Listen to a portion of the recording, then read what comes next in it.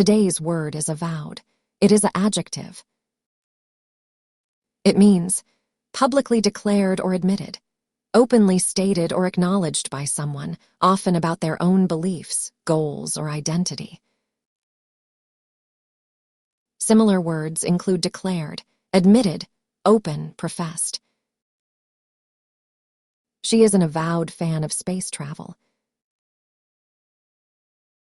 He became an avowed enemy of the bully. They are avowed supporters of the animal shelter. Did you know Sarah is an avowed vegetarian? Yes, she tells everyone she meets that she never eats meat.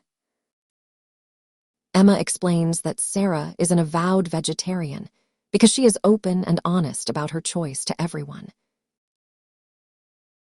Think of avowed as out loud. If someone says it out loud for everyone to hear, they have avowed it.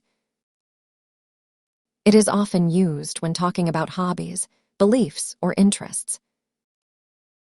Is there something you are an avowed fan of, like a sport or a specific book series?